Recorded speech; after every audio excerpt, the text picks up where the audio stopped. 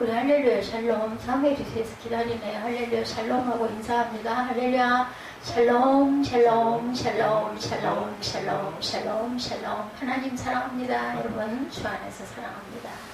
네, 우리 시편 1편 말씀에서는 시편을 지금 아마 세 번째 돌아가는 것 같아요. 새벽 예배 때 계속, 또 우리 본 예배에서도 수연지 금연지에서 아마 시편을 우리 함께 묵상했던 것 같은데, 저는 너무 시편 자문이 너무나 좋아서 시편을 또 새벽이면 묵상을 하면서, 지금은 물론 시편을 하지 않고 있지만은 시편 후반부로 가고 있지만 1편 말씀이 제가 너무 은혜를 받아가지고, 참 성경은 정말 영원한 우리의 생명이기도 합니다.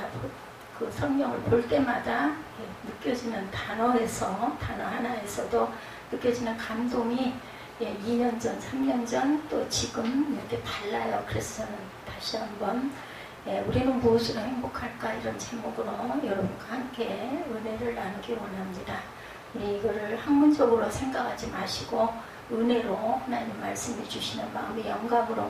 제가 오늘 찬양을 조금 많이 했는데 감동이 특별히 와서 찬양을 조금 많이 했습니다. 그 생각이 문득 들더라고요. 처음에는 그런 생각을 안 했는데 찬양을 두세 곡 하면서 마음에 딱 드는 생각이, 우리가 모두 다 그 입술로 고백하면서 예배할 수 있는 게 이 찬양이구나 하는 마음이 벼랑간에 문득 들어요. 뭐 설교를 할 때는 여러분들이 혹여 그죠? 말씀 들으면서도 다른 걸 볼 수도 있고 생각할 수도 있고, 그죠? 우리가 알 수가 없어요. 입술로 고백하는 거는 찬양이구나. 우리가 이제 찬양계 경배가 정말 중요하고, 모두 다 함께 한 목소리로 한 마음으로 고백할 수 있는 시간. 그리고 저는 찬양이 가사에서 저는 은혜를 특별히, 곡조도 그렇지만 받기 때문에 이 기도가 우리 모두의 함께 한 목소리로 하는 기도구나. 물론 코로나 바이러스로 인해서 마스크를 착용하신 분도 계시고 그러다 보면 이 모습이 안 보이죠. 참 답답한 마음도 들었지만 어쨌든 그것은 본인의 믿음이고 자유이기 때문에 그걸 가지고 뭐라 할 수는 없고, 우리 교회는 지금 많은 공간이 떨어져 있습니다. 그렇기 때문에 제 생각엔 그래요. 옳은지 틀린지는 모르겠지만 찬양할 때만이라도 우리 마스크 벗고 그냥 자유롭게, 저와의 거리가 많이 떨어져 있잖아요. 그러니까 그냥 믿음으로 찬양할 때는 이 모습을 보면서 기쁨으로 찬양했으면 어떨까, 그냥 혼자 이런 생각을 하면서 오늘 찬양을, 제가 이제 9월달에 9월 초에 9월 6일날 병원에 들어가면 그 이후에 여러분과의 약속이 3개월이 걸릴지 더 걸릴지, 아니면 뭐 하나님의 그걸 좀 단축시켜서 더 일찍 저 여러분들과 함께 이 자리에 서서 제가 말씀을 나누게 될지 알 수는 없지만, 이제 뭐 한 4주일 남았지 않습니까? 그동안만이라도 우리 찬양 많이 하시죠. 말씀도 말씀이지만 시편 1편에서 복 있는 사람에 대해서 너무 잘하는 말씀 다 외우시잖아요. 1편 말씀은. 그렇지만 저는 그래도 성경을 봅니다. 그렇게 제 기억이 여러분들만큼 좋지 못하기도 하고 하다가 또 저는 토시도 틀리고 싶지 않기 때문에 항상 어떤 말씀이든지 꼭 찾아서 눈으로 보고 이렇게 기록을 해서 여러분에 전합니다. 우리 1편에 몇 구절 되지 않는 부분들의 중요한 부분들, 여러분들 성경에도 아마 있을 수도 있어요. 복 있는 사람 1장 1절이죠. 복은 영생을 의미한다는 거 여러분들 다 아실 거예요. 따라서 시편 133편 3절에 우리 그 시편에 보면 있죠. 영생이로다 하고 마지막 절에 이렇게 증거하고 있기도 합니다. 그래서 우리가 복이라는 건 이 세상에서 잘 사는 것, 부자로 사는 것, 여유 있게 사는 것만이 그것이 복이 아니라 우리의 영원한 생명을 주신 것이 정말 기가 막힌 복이죠. 복 있는 사람이란 하나님과 영원히 함께하기를 원하는 사람들을 뜻한다. 이렇게 성경에 기록되어 있어요. 저는 여기를 굉장히 중요시 여깁니다. 많은 학자들이 옳은 부분을 골라서 성경에 기록했기 때문에 1편 1절에 율법은 야훼를 경외하는 법이며 택한 자와 맺은 언약의 말씀이다. 2절에 오직 야훼 율법을 즐거워하여 그 율법을 주야로 묵상한다고 얘기하죠. 신명기 4장 8절에서 13절, 5장 1절에서 3절입니다. 그리고 4절에서 8절 말씀 보면 율법과 같이 그 규례와 법도 나를 경외함을 배우게 한다. 이렇게 증거하고 있습니다. 악인은 율법을 버린 자죠. 다 잘 아시죠.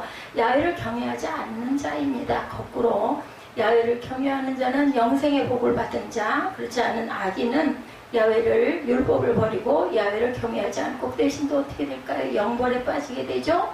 예, 그래서 영원한 구원이 아니라 영벌 속에서 헤매게 된다. 시편 119편 53절입니다. 주의 율법을 버린 악인들이다. 예레미야 2장 19절에도 내 하나님 야훼를 버림과 내 속에 나를 경외하니 없는 것이 악이다. 이렇게 말씀하셨어요. 느헤미야 1장 7절입니다. 주를 향하여 크게 악을 행하여 계명과 율례와 규례를 지키지 아니하였나이다. 이렇게 고백합니다. 의인에 대해서 5절에 그러므로 악인들은 심판을 견디지 못하며 죄인들이 의인의 모임에 들지 못한다. 이렇게 말씀하죠. 네, 의인의 모임, 어떤 모임일까요? 야훼께서 인정하시는 길이겠죠. 율법을 듣고 행하는 자, 즉 야훼를 경외하는 자가 바로 의인입니다. 의롭다 칭함받았지 의인은 한 사람도 없습니다. 그죠? 신명기 6장 25절에 우리가 그 명령하신 대로 이 모든 명령을 삼가 지키면 그것이 곧 우리의 의로움이라 할지니라 이렇게 말씀하고 있어요. 로마서 2장 13절에도 하나님 앞에서는 오직 율법을 행하는 자라야 의롭다 하심을 얻는다. 하심을 얻은 자들입니다. 우리 모두는. 그렇기 때문에 예, 제가 며칠 전에 문득 생각을 했어요. 예, 참 정말 우리 전도사님 통해서 얘기를 들으니까 예, 어떤 회원 댁에서 찬양을 열심히 틀어놓는 댁인데 10분 일찍 왔다고 그걸로 인해서 그 시비와 퇴해가 나고 말았다. 참 크리스찬들이 정말 뭐 저라고 거기에서 예외는 될 수 없습니다. 나는 옳다고 생각을 해서 막 주장을 하지만 남들의 시선으로 볼 때는 목사가 어찌 저지경이야 소리를 들을 때가 너무나 많겠구나. 정말 부끄럽다. 크리스찬이라는 걸 드러내지나 말지 이런 얘기들 하시는 분 많잖아요. 그러면서 제가 어떤 마음이 문득 들었냐면 여러분들이 동의를 하실지 안 하실지는 모르지만 저는 이렇게 생각을 했습니다. 그래도 좋아할 수는 있잖아. 자격은 없지만 예수님을 좋아할 수는 있잖아. 내가 예수를 닮기 원하고 예수를 따라가긴 하지만 부족하고 온전치 않지만 나는 예수님이 너무 좋아서 닮아가기를 원하는 자이지 내가 예수님처럼 예수님 같이 그런 자격이 있는 자는 절대로 아니죠. 그래서 그 마음이 들면서 위로가 됐습니다. 좋아하는 자. 나는 예수님을 너무너무 좋아합니다. 그리고 예수님처럼 살기를 원합니다. 근데 정말 너무 악하죠. 제 자신을 돌아보면 그러고 후회하고 그러면 안 되겠다 하면서 도움이 잘 안 됩니다. 네, 그래서 우리는 열심히 따라가야죠. 그것을 내가 자신이 없고 자격이 없으니까 난 크리스찬이라고 말하지 말고 감춰야지. 절대 그러시지 마시기 바랍니다. 나는 너무 부족하지만 난 예수님이 좋아요. 그 찬양도 있죠. 예수님이 좋은 걸 어떡합니까? 맞습니다. 예수님이 좋습니다. 우리는 의인들의 길은 야훼께서 인정하시는 악인들의 길은 망한다. 6절이죠. 교회 안에는 두 길이 있어요. 의인의 길은 생명, 악인의 길은 사망. 그죠? 잠언 11장 19절에 증거하고 있습니다. 잠언이라는 말, 예, 우리 한국에도 속담과 그리고 예, 전해 내려오는 그 말들이 있죠. 꽤 많은 우리의 그 조상들이 삶을 살면서 아 이렇구나 라는 걸 깨달아서 기록해 놓은 것이 바로 잠언이다. 그래서 예, 국어 성경을 제가 찾아봤습니다. 그랬더니 잠언이란 뜻이 전래되어 내려오는 속담. 예, 이렇게 두 번째는 솔로몬의 잠언 이렇게 나와 있더라고요. 그래서 예, 유대인들은 하나님을 섬기는 사람들이잖아요. 예, 유대인들이 예수를 인정하지는 않죠. 그래서 예, 이스라엘에 가면은 가장 힘든 전도 대상자가 바로 유대인들이라고 하더라고요. 근데 하나님의 율법과 계명을 지키려고 하는 유대인들이 예, 솔로몬이 그것을 삶을 통해서 깨달아가지고 기록해 놓은 것이 솔로몬의 잠언입니다. 사도행전 24장 14절에서 15절에 의인과 악인의 부활에 대해서 말씀하고 있어요. 의인과 악인의 심판, 그죠? 의인도 부활을 하고 악인도 부활을 합니다. 어떻게 부활해요? 사망으로 부활한다라는 거죠. 이렇게 다르게 나타납니다. 전도서 12장 13, 14절에 선악간에 심판하시리라 이렇게 말씀합니다. 고린도후서 5장 8절에서 10절에도 선악간에 그 몸으로 행한 것을 따라 받으려 합니다. 요한복음 5장 29절에도 선한 일을 행한 자는 생명의 부활로 악한 일을 행한 자는 심판의 부활로 나온다 이렇게 말씀하죠. 예, 복 있는 사람에 대해서 우리는 누구나 복 받고 살아가고 싶어 하고 복 있는 사람이 되기를 원합니다. 근데 우리가 복 하면은 아까도 말씀드린 것처럼 우리나라 민족들처럼 복을 좋아하는 사람이 없다. 잘 제가 제가 그 집사였을 때 그런 이야기를 들었던 적이 있어요. 근데 그때 왜 복에 우리들 보면 옛날에 우리 아기들 수저에도 그렇고 그죠? 복자를 많이 써요. 복주머니들을 많이 먹이다 하면 땅강아지들이 화초에서 나오기도 하고 많습니다. 그래서 저는 가끔 내가 이렇게 누워 자는 자리가 많이 높지가 않다 보니까 이게 얘네들이 막 기어 올라올 수도 있겠구나. 돈벌레 있죠? 그런 것들도 막 기어다녀요. 여기 보면 여기가 산이잖아요. 신동 아파트 보면 굉장히 숲이 울창한 게 예전에는 여기가 산이었을 것 같아요. 그렇기 때문에 없는 것들이 여기 많이 있습니다. 그래서 이 안에도 그런 것들이 많이 살기는 하거든요. 그래서 아마 지금 우리 전두산 집어내신 게 아마 땅강아지가 아닐까 싶습니다. 예, 누구나 복 있는 사람이 되고 싶어 하고, 우리 민족 특히, 복자 굉장히 좋아합니다. 근데 이제, 우리 민족 우리 조상들은 하나님 예수님을 몰랐으니까 그냥 땅에서 잘 사는 게 복이다. 이렇게 생각을 했겠죠. 누구나 복 있는 사람이 되고 싶어요. 여러분은 복 있는 사람으로 사시기를 주님의 이름으로 축복합니다. 그런데 제가 복을 설명해 드린 것처럼 영생의 복, 제가 이전날 우리 에스더 전도사님한테 그런 요즘에 참 어려움 속에 가고 계시죠. 육신적으로도 어렵고 마음적으로도 마음이 공고한 부분이 많을 거예요. 제가 헌금 봉투를 참 받기를 즐거워합니다. 받으면 이 사람이 어떤 마음에 근심과 무거움이 있는지 이런 게 보이다 보면 제가 부족하지만 기도할 때 그 부분을 놓고 제가 기도를 하거든요. 그래서 그런 이야기를 했어요. 그 마음이 제가 들어서 세상에서 지금 공부하고 어렵지만 저도 마찬가지고 여러분도 그렇지만 얼마나 가겠어요. 세상에서 가는 게 요즘엔 100세 시대다 이런 얘기는 하지만 열심히 활동하고 일할 수 있는 시간이 한 40년, 그죠? 한 50년, 사람 따라 조금은 다르지만 그러다 보면은 80세, 90세에도 열심히 얼마나 일을 하시겠습니까? 8, 90년, 7, 80년, 5, 60년, 어렸을 때 1, 20년 빼고 나면 한 4, 50년 정도인데 그 눈 깜빡할 사이에 가는 거 아니에요? 근데 우리 영원한 영생의 생명이 있다는 걸 우리가 확실하게 믿고 간다면 그까짓 땅에서 조금 좀 공부하고 어렵더라도 마음을 그냥 넓게 먹고 어렵지만 그냥 기쁨으로 감사로 우리가 슬퍼하고 염려하고 근심하고 걱정한다고 해서 안 될 일이 되지는 않더라고요. 오히려 더 많이 어두워지더라고요. 그래서 그렇지만 그럼에도 불구하고 우리 감사하는 삶을 살자. 잠깐이다. 그리고 분명한 거는 지나가요. 그죠? 우리 코로나19도 반드시 종식이 될 줄로 믿습니다. 복 있는 사람으로 이런 축복을, 영적인 축복을 충만하게 받으면 삶이 좀 공고하다 할지라도 그까짓 건 나는 이러니까 마음의 여유가 생기지 않습니까? 성경에서 복이라는 단어가 두 가지가 나오더라고요. 보니까 하나는 바라크라는 단어, 구약 성경에만 415번 정도 쓰여 있어요. 바라크는 하나님께서 누군가를 축복하시거나 신적 권위를 가지고 사람들에게 복을 내려주실 때 사용되는 그런 단어입니다.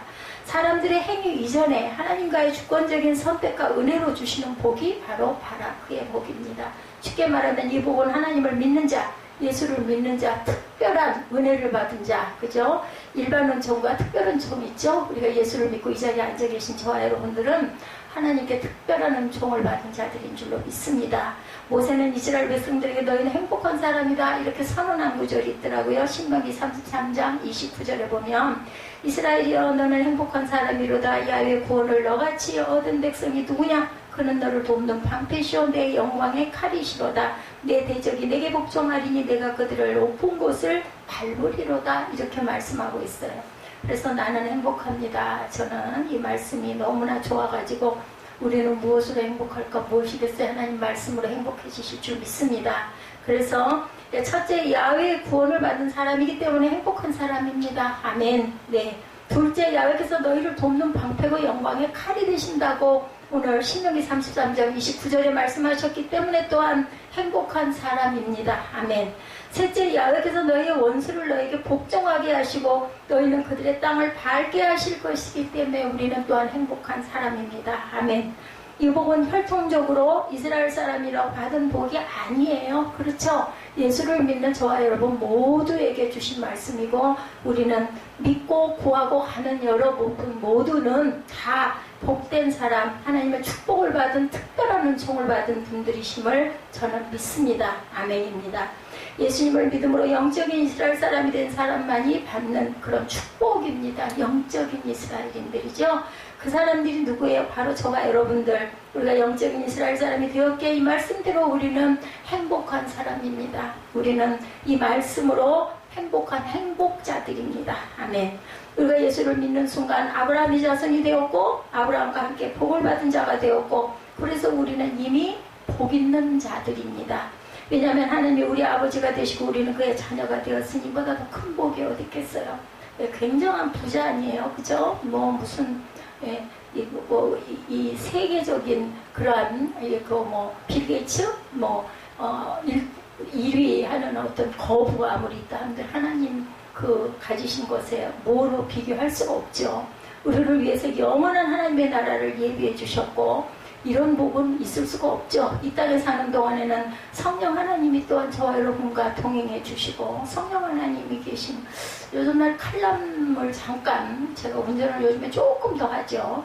밤에 8시 반에 어김없이 요즘도 꿈의 교회 김학정 목사님 칼럼 시간이 있더라고요. 그분이 성경을 보시다가 깜짝 놀랐다라고 하시면서 저는 아직 그래서 맞다 저도 그랬어요. 왜냐면 성경보다 깜짝 놀랄 때가 있거든요. 그분이 보시다 보니까 누가복음인가 어디를 보다 보니까 너희는 불꽃이다 이렇게 얘기를 하신 부분이 나오는데 그게 눈에 그냥 꽂혀가지고 한참 동안 그 글자를 들여다보고 너무너무 감동을 받았다. 그렇다 우리는 불길이고 불꽃이고 하나님이 우리를 이렇게 땅에 내주신 것 자체가 우리는 불꽃으로 온 자들이다 이런 마음이 들었다고 하시면서 성경 말씀들을 여기저기 말씀을 인용을 하시면서 우리는 정말 불길로 타오르면서 그렇게 열심히 성령의 충만함을 받으면 또 우리가 충만해지고 힘이 나지 않습니까? 그래서 우리는 그런 불꽃으로 살아야 한다라는 말씀을 들으면서 저도 같이 동의를 했습니다. 왜냐하면 보통 때 그냥 이렇게 지나가면서 그래서 성경은 천천히 읽으셔야 좋아요. 천천히 묵상을 하면서 급할 때 빠르게 읽기도 물론 필요하지만 한 번 정도는 정말 묵상이라는 게 개가 그죠? 뼈다귀 하나를 끌고 앉아가지고 저 그런 거 많이 봤어요. 시골에 보면은 그죠? 텐마루 앞에 이렇게 개들이 앉아가지고 뭘 막 열심히 뜯어. 어렸을 때부터 여러 번 봤습니다. 보면은 뭘 하나것도 없는 허옇게 생긴 뼈다귀를 그렇게 갈가 뜯어요. 근데 그렇게 뜯는 모습이 바로 묵상이다라는 게 제가 기억에서 잊히질 않아요. 그런 식으로 묵상을 하다 보면은 정말 보통 때 그냥 읽어 넘어가던 한자 한자, 한 글자 한 글자에서 우리들이 어느 순간 하나님께서 주시는 영감으로 너무너무 감사와 기쁨과 감동, 하나님은 사랑이십니다. 이런 말씀, 사랑, 이 단어 한자가 그렇게 깊게 마음에 와부딪거든요. 그래서 묵상이 정말 필요합니다. 실로 복을 받은 사람이고 복이 있는 저와 여러분들인 줄로 믿습니다. 근데 성경에 바라크라는 단어 외에도 아시와르라는 어떻게 보면 꼭 일본 용어 같죠. 아시와르라는 단어가 복의 의미로 사용되어 온 것이 있더라고요. 구약 성경에 44번 정도 사용이 됩니다. 그러니까 바라크보다는 훨씬 적은 숫자이지만 어쨌든 간에 구약 성경에 44번 정도로 증거된다라고 증거하고 있어요. 아시와르는 하나님과의 관계 속에서 우리가 어떤 삶을 사느냐, 즉 나의 행함에 따라 주시는 복이라고 증거됩니다. 하나님의 자녀지만 어떤 이는 이 복을 받고 어떤 이는 복을 받지 못한다라는 거죠. 예, 그것은 나의 행함에 의해서 결정되는 것입니다. 이 복이 바로 오늘 본문에 나오는 복입니다. 아시와르의 복. 만약에 하나님의 자녀가 되었음에도 불구하고 불순종하고 욕심대로 살아가게 된다면 하나님 말씀이 정말 귀한 건 줄 알면서도 안 돼서일 수도 있고 우리 마음 안에 있는 욕심이 이어서도 있을 수 있고 그죠? 우리는 참 보면요 정말 아담과 하와의 그런 후손으로 태어나서인지는 모르겠지만 제가 생각해도 제가 보면 좀 악한 구석이 너무나 많아요. 그죠? 그렇기 때문에 그것을 우리가 극복하고 그냥 바라크와 아시와르의 복에 속하는 분이 있는가 하면 알면서도 못하는 분들, 욕심이 먼저 앞서가고 안 되는 사람들도 있잖아요. 그렇기 때문에 우리는 성화를 죽을 때까지 이루고 가고 죽는 그 순간이 영화의 순간이다. 이렇게 우리가 알고 있습니다. 하나님의 주권과 은혜로 주신 바라크의 복을 누리지 못할 뿐만 아니라 내 순종의 결과로 주시는 아시와르의 복도 받지 못하는 사람이 있습니다. 두 가지를 다 받는 분도 계시고 하나만 받는 분도 계시고 예, 이렇게 다르다는 거죠. 크리스찬 중에도 불순종으로 인해서 징계와 고난을 받게 되기도 합니다. 그러면 어떻게 해야 할까? 하나님이 이미 주신 바라크의 복을 누리면서도 아시와르의 복을 받으려면 과연 우리는 어떻게 할까? 본문의 말씀에서 해답을 찾으시기 바랍니다. 1장 1절이죠. 복 있는 사람은 악인들의 꾀를 따르지 아니하며 죄인들의 길에 서지 아니하며 오만한 자들의 자리에 앉지 아니한다. 복 있는 사람이 되려면 세 가지를 이렇게 피하라는 거예요. 뭐라고 말씀하세요? 그죠? 예, 악인들의 꾀를 따르지 않고 죄인들의 길에 서지 않고 오만한 자의 자리에 앉지 않는 자, 이런 자들이 바로 하나님께서 주시는 복을 다 받을 수가 있다. 악인들의 꾀를 따르지 마시기 바랍니다. 둘째, 죄인들의 길에 서지 마시고 오만한 자의 자리에 앉지 마시기 바랍니다. 오만한 거는 다들 나쁜 건 줄은 알아요. 근데 나도 모르게 내가 오만할 때가 얼마나 많은지 모릅니다. 죄인들의 길에 또한 설 때가 또한 얼마나 많은지 모릅니다. 악인들의 꾀를 따르지 말아야 되는데 옳소좋소 하고 따라갈 때는 또 얼마나 많은지 모릅니다. 복이 없는 사람은 처음에 악인의 꾀를 듣는 데서 불행이 시작이 되죠. 거의 그럴듯하거든요. 세상에 살려면 그 정도는 해야지. 뭐 예수 믿는다고 어떻게 그렇게 성경대로만 어떻게 그렇게 말씀은 말씀이고 세상 살아가는 건 그렇게 살아서는 우리가 못 살아. 이렇게 말씀하시는 분들. 악인의 꾀를 자꾸 들으니 악한 마음이 생겨서 죄인의 길에 들어서게 되죠. 그리고 결국 오만한 자리에까지 앉게 된다는 거예요. 누구도 이 자리, 이런 그 사건에서 피해갈 사람은 아무도 없다는 거죠. 깨달아 알아야 된다는 거죠. 현대 격언에 말이 생각이 낳고 생각이 행동을 낳고 행동이 습관을 낳고 습관이 인생을 결정하게 된다라는 격언이 있어요. 저는 우리나라의 그런 격언, 그런 속담 굉장히 좋아합니다. 왜냐하면 나이가 들어서 그런지 모르지만 생각이 나요. 이렇게 불쑥불쑥. 예. 그 말이 맞지 않습니까? 말이 생각을 낳고, 그죠? 생각이 행동을 낳고, 행동이 습관을 낳고, 습관이 인생을 결정하게 된다. 그 습관이 자꾸 반복되다 보면 성경과 일치하는 교훈이기도 합니다. 세 가지를 피하려면 어떻게 해야 될까요? 여러분들 주야로 주님의 말씀을 묵상해야 되시겠죠? 그죠? 복이 있는 사람이 되려면 위에 세 가지를 피하라고. 세 가지를 피하려면 어떻게 해요? 1장 2절에 오직 야훼의 율법을 즐거워하여 그 율법을 주야로 묵상하는 자로다. 아멘. 첫째, 세 가지를 피하는 길은 오직 야훼의 율법뿐이다. 이렇게 말씀합니다. 성경 66권 하나님의 말씀만이 이 세 가지를 피해갈 수 있는 해답이다. 하나님은 누구보다 우리의 연약한 체질을 정말 잘 아세요. 그리고 성경의 가장 귀한 보화는요, 답을 내놓으신 거예요. 답을 내놓으신 거. 어떻게 하면 너희가 복을 받는다. 꼭 답을 주셔요. 어떻게 하면 너희가 악한 자의 회중에 든다. 너희가 저주를 받는다. 이 답이 딱 나와 있는 거 너무나 명쾌하지 않습니까? 우리가 아무리 노력한다 해도 우리 힘으로는 이 세 가지 잘못된 길을 피해갈 수가 없습니다. 그래서 그 길을 우리에게 주셨어요. 오직 야훼의 율법만이 너희가 피해갈 수 있다라고 말씀합니다. 교만한 자의 자리에 앉지 않게 해주실 것이라고 또한 약속했어요. 죄인의 길에 서지 않을 수 있을 것이라고 약속했어요. 악인의 꾀를 피해갈 것이라고 주야로 묵상하고 그 말씀대로 살아가면. 둘째, 야훼의 율법을 즐거워해야 한다라고 말씀하시죠. 우리는 부모님들을 사랑하시죠. 아멘. 네.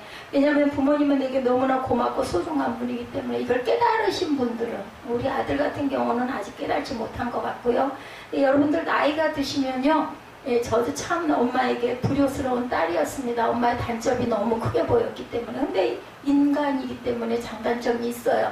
근데 나이가 들어가다 보니 단점은 생각이 안 나고 장점만 생각이 나.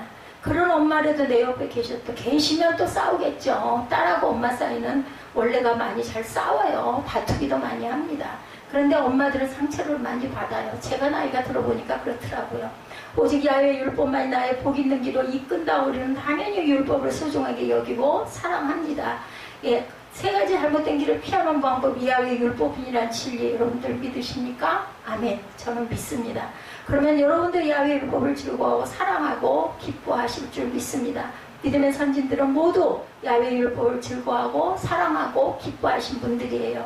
예를 들면 다윗은 누구보다 야훼의 율법을 즐거워했죠. 오죽이나 하면 시편 1편을 지었겠습니까? 그는 야훼의 율법에 대해서 고백합니다. 19편 7절에도 보니 야훼 율법은 완전하여 영혼을 소생시키며 야훼 중건은 확실하여 우둔한 자를 지혜롭게 하며 19편 8절에 보면 야훼 교훈은 정직하여 마음을 기쁘게 하고 야훼 계명은 순결하여 눈을 밝게 하도다. 뭐 우리 눈이 시력이 좋아진다는 게 아니라 눈을 밝게 한다라는 건 눈으로 말씀을 보면서 눈이 확 뜨인다는 거죠. 깨달아 알고 나면 또 어이구 오라 맞아 무릎을 탁 치게 된다라는 얘기입니다. 19편 9절 계속 봅니다. 야훼를 경외하는 너는 정결하여 영혼까지 이루고 야훼의 법도 진실하여 다 의로우니 10절 11절입니다. 금곧 많은 순금보다 더 사모할 것이며 꿀과 송이꿀보다 더 달도다. 주의 종이 이것으로 경고를 받고 이것을 지킴으로 상이 크니이다. 주의 종 누굴까요? 시편 기자겠죠. 다윗이겠죠. 다윗은 야훼 율법이 내용을 소생시키고 지혜롭게 하고 마음을 순결하게 하고 눈을 밝게 하는 유익이 있다. 이렇게 고백을 합니다. 그래서 자기에게는 꿀과 송이꿀보다 더 달고 순금보다 소중하다고 19편에서 이렇게 고백해요. 저도 이 말씀을 읽으면서 너무너무 아주 아름다운 말씀들이죠. 아름답고 닮고 싶은, 아까 말씀드린 것처럼 저는 예수님 발뒤꿈치도 못 따라가지만 흉내도 못 내지만 좋은 걸 어떻게 합니까? 그 말씀들이 너무나 좋은 거. 다윗 또한 너무너무 좋다는 거죠. 이렇게 하니 너무너무 좋더라. 유대인들이 지금도 어린 자녀를 양육할 때 이런 방법을 사용합니다. 아기가 기어다닐 수 있게 되면 아기 앞에 성경을 놓고, 전에 제가 이거 너무 신기해가지고 여러분들에게 여러 번 말씀을 드렸어요. 나도 예전이었다면 한번 해볼 걸 그랬다 하는 생각이 들 정도로 성경 겉에다 꿀을 발라놓고 아기가 그 시기에 엉금엉금 기어가지고 손에 잡히면 모든 게 다 입으로 들어가잖아요. 아기 때 보면, 그죠? 입이 미어지라고 집어넣어 자기 주먹도 막 집어넣고 그러죠. 본능이에요, 본능. 아기는 자기 앞에 놓인 성경책을 향해서 열심히 엉금엉금 기어가서 움켜쥐고 입으로 가져갑니다. 너무 크면 입이 다가가겠죠? 그겠죠. 그때 아이는 성경에 발라진 꿀을 먹고 눈이 둥그레져요. 너무 맛있잖아요. 꿀이 얼마나 달고 맛있겠어요. 3살 버릇 여든 간다는 말인데 아이는 어릴 적 이 경험이 뇌리에 새겨집니다. 정말 어렸을 때 기억이 정말 보니까 그게 커다랗게 부각이 되어 있는 거를 저도 이 나이에 아들을 통해서 깨달았어요. 어렸을 때 자기 때려준 것만 생각하는 걸 보면서 너무나 아프고 상처를 받은 그게 기억이 남는 거죠. 나머지 잘해준 건 하나도 생각이 안 나고 충격받고 힘들고 아팠던 것만 기억이 납니다. 그래서 평생 성경책을 보거나 성경 말씀을 들을 때는 자꾸 입에 침이 고인다고 합니다. 이 아이들이 조건반사적인 행동이죠. 왜 그렇게 했을까? 유대인들은 자신들이 모두 다윗처럼 야훼 율법을 꿀과 송이꿀보다 달게 여길 정도로 즐거워하기를 원했겠죠. 그러니까 자녀들도 그러기를 원해서 그렇게 꿀을 발라둔 걸 거예요. 저와 여러분도 다윗처럼 야훼 율법을 꿀과 송이꿀보다 더 달게 여기고 즐거워하시기 바랍니다.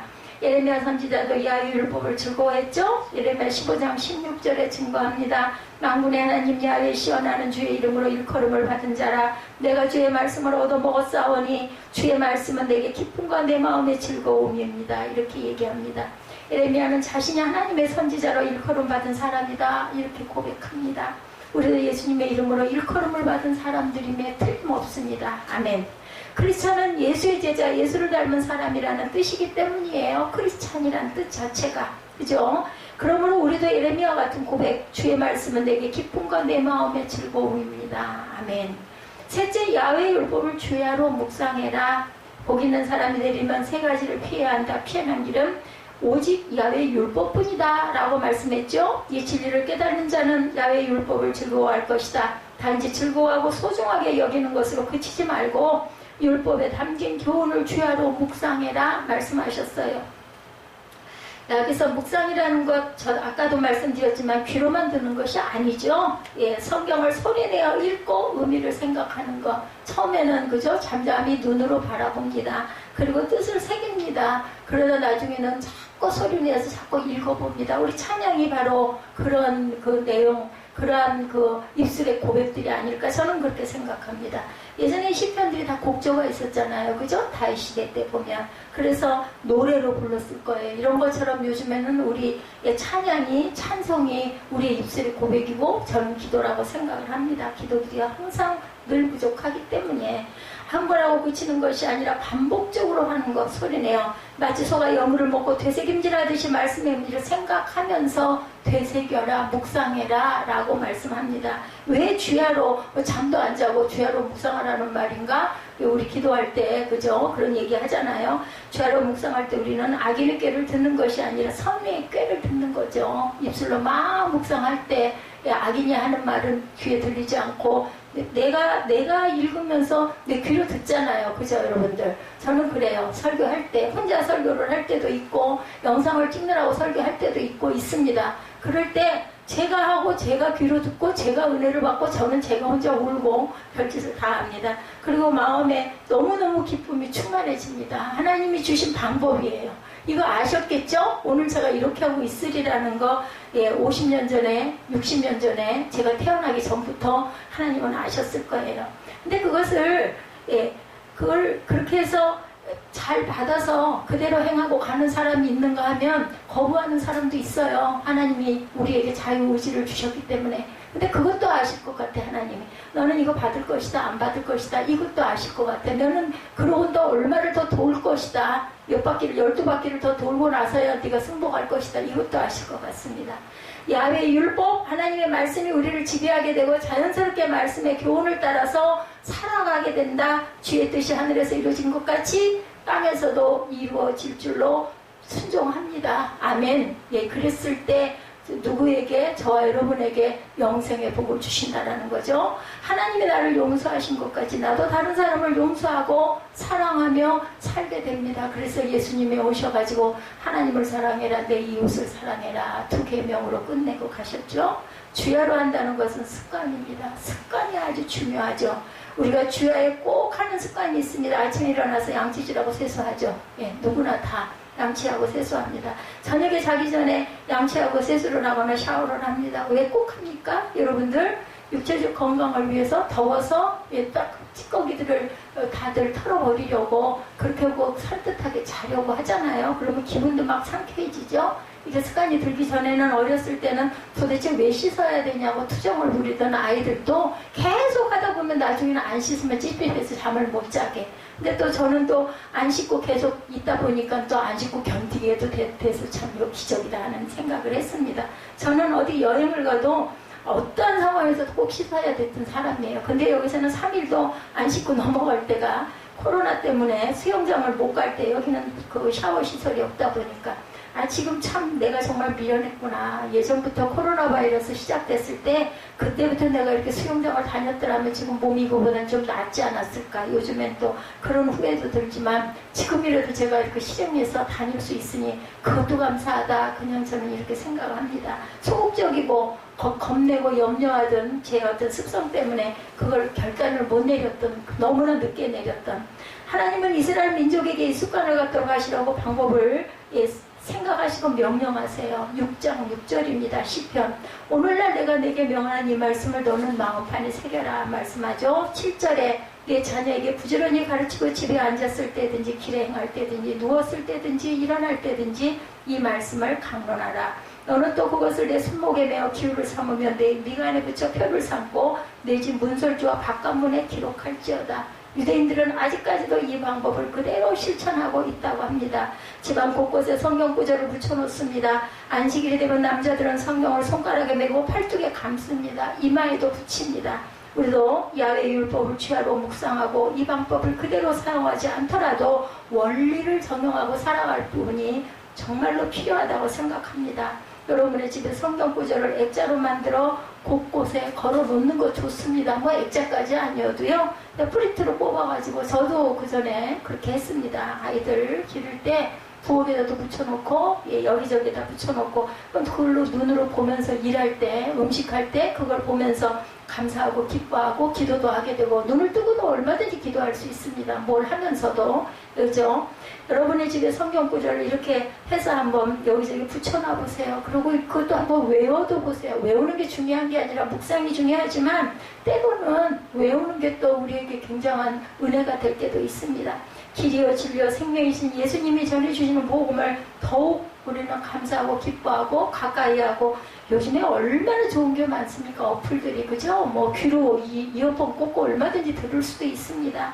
예, 그렇게 매일 아침과 저녁에 본문을 소리내어 읽어보시고 묵상한 내용을 또 노트에 적는 분들. 근데 조심해야 할 것은요, 노트에다 적는다고 그 쓰는 것에, 제가 그런 것에 빠지기가 쉬운 유형의 사람이에요. 많이 쓰려고 막 쓰다 보면 이제 뜻을 기억하는 것보다는 얼마만큼 쓰는가 여기까지는 써야 할 텐데, 이러다 보면 이게 별 무용지물일 수도 있어요. 그렇기 때문에 조금을 쓰더라도 묵상하면서 써보시기 바랍니다. 너무 바쁠 때가 있어서 많은 시간이 할애하지 안 되더라도 주기도문의 말씀을 외우고 묵상하고, 그렇게 주무실 때라도 또 아침에 눈 뜨셨을 때라도 눈 감고 누워서라도 한 번씩 이걸 습관화 들여보시기 바랍니다. 주기도문에는 하나님이 원하시고 기뻐하는 것이 집약해서 다 들어있죠. 공의회에서 이 주기도문을 통과시키느라고 수없는 그 회합이 있었다라는 것을, 저는 숫자에 약합니다. 굉장히 많은 숫자였어요. 그렇게 해가지고 사도신경도 마찬가지고, 주님이 가르쳐주신 기도도 이게 원래부터가 이렇게 딱 땡기 있는 게 아니라 원어가 이렇게 우리말로 번역이 돼서 나올 때까지 얼마나 많은 여러 가지 과정이 있었겠습니까? 하나님의 뜻을 마음에 새기고 기도하고 그렇게 열심히 고백할 때 우리가 조금씩 닮아가실 줄 믿습니다. 과거에는 성경책만이 야외율법을 가까이 알 수 있는 수단이었지만 요즘은 주야로 묵상할 수 있는 수단들이 너무너무나 많아요. 그죠? 기독교 방송, 인터넷 방송, 핸드폰, 성경 프로그램, 큐티 프로그램 너무 많습니다. 자신에게 맞는 방법으로 꼭 그렇게 가까이 하시기 바랍니다. 우리가 복 있는 사람이 될 수 있는 오직 유일한 길, 세 가지 길을 피하라.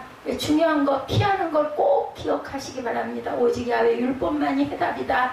그러므로 야외 율법을 즐거워하여 그 율법을 주야로 묵상하시기 바랍니다. 그래서 영적인 축복, 육적인 축복 다 누리시기 바랍니다. 세 번째, 복 있는 사람의 삶은 어떻게 살아가야 할까? 세 가지 잘못된 길을 피하고 야외 율법을 즐거워하고 율법을 주야로 묵상하면서 우리는 선인의 꾀를 따르고 악인의 길에 들어서지 말고, 그죠? 의인의 길에 들어서고 겸손한 자의 자리에 앉게 됩니다. 그러다 보면 복 있는 사람이 될 것이다.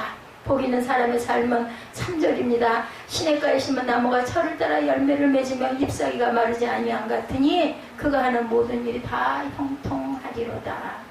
그 전에 어디 템즈가니까 어디 그 밑에 뿌리를 어디까지 찾아가 보니까 거기에 뿌리가 어디까지 뻗어 있는 나무가 그렇게 사시사철 싱싱했다. 제가 여러분에게 그 말씀을 증거한 적도 있어요. 이렇게 뿌리가 물에 들어가 젖어 있으면, 말씀의 뿌리에 우리가 젖어 있으면 절대로 어디가 아파가지고 그걸로 인해서 죽을 일은 전혀 없을 거예요. 물론 우리가 의학적으로 조심해야 될 부분도 많고 우리 몸을 잘 보호해야 될 부분도 많지만, 말씀의 뿌리가 우리에게 마르지 않고 계속 말씀 속에 우리가 젖어 있으면은 절대로 우리가 시들고 말라가지고 그것이 마르지 않아야 하는 그런 아주 아름다운 나무, 그걸로 인하여 그늘을 들이울 수 있는 그런 나무들이 될 줄 믿습니다.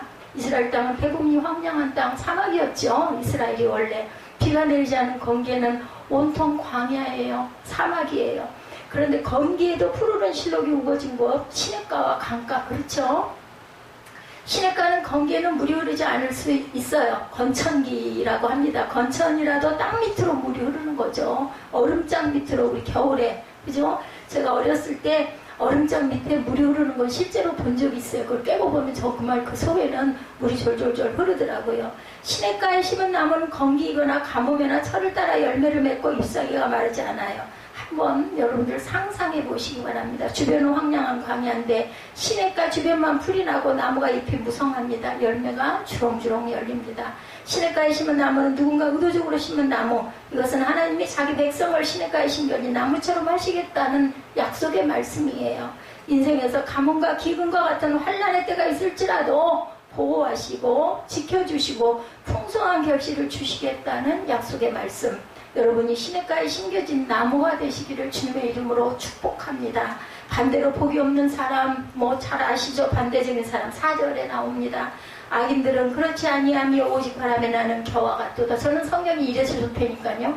악인의 길이 어떻다라는 거, 의인의 길은 어떻다라는 걸 답으로 딱 주셨어요. 5절에 그러므로 악인은 심판을 견디지 못하며 죄인들이 의인들의 모임에 들지 못하리로다. 무릇 의인들의 길은 야훼께서 인정하시나 악인들의 길은 망하리로다. 이 말씀을 읽는 것만으로 마음이 섬찟하지 않습니까? 서늘하죠. 근데 우선 이해하는 것은 여기서 나오는 악인들은 근본적으로 하나님과 예수를 믿지 않는 사람들이에요. 나는 그래도 착하게 살잖아. 예수 무슨 교회 다니는 사람이 더 하더라. 이런 사람들 많이 있죠. 근데 아닙니다. 그렇지 않습니다. 말씀을 듣지 않고 예배드리지 않는 자들은 하나님은 다 악인이라고 말씀하고 계세요. 그렇기 때문에 못되게 굴고 못나게 굴어도 예수를 믿고 교회를 나가는 사람은 기회가 있는 거예요. 돌이킬 수 있는 기회. 이 사람들은 하나님의 진노를 피할 수 없고 영원한 멸망의 형벌을 받을 사람들, 예수를 믿지 않고 하나님을 믿지 않고 인정하지 않고 나는 내 멋으로 살고 내가 사는 거지 무슨 놈의 하나님이 나를 낳으셨어. 이게 바로 교만이라는 걸 제가 얼마 전에 말씀 속에서 또 그렇게 깜짝 놀라면서 깨달았던 적이 있습니다. 우리 교만하다 그러면 막 목이 고든 사람들 저 사람 참 교만해. 진짜 기분 나빠. 이런 얘기 많이 하잖아요. 근데 하나님을 모르는 자들, 내가 내 잘난 맛에 내가 벌어서 내가 먹고 살지, 이런 사람들, 교만한 자들, 그건 구원이 없는 사람들입니다. 하나님의 구원을 받은 사람들은 정말 온전치 않아도 그래도 교회 와가지고 모양이라도 공동에 붙이고 예배 드리려고 그래도 가야지. 이런 사람들은 기회가 있다는 거죠. 만약 우리가 악인의 꾀에 빠져서 불순종하는 삶을 살게 되면 하나님은 사람의 매와 인생의 채찍으로 징계하셔요. 사무엘하 7장 14절에 증거되어 있습니다. 죄로 인한 고난이 있을 수 있어요. 죄를 지면 하나님의 판 안에 들어있는 사람들에겐 고난이 찾아옵니다. 징계가 다가옵니다. 어디가 아픕니다. 문제가 생깁니다. 그러면서 다시 돌이키게 하시는 게 하나님의 은혜죠. 우리는 정말 고난이 너무 싫지만 고난을 통해서 내가 변화될 수 있다면 그 고난 받아들이는 게 복이라는 거.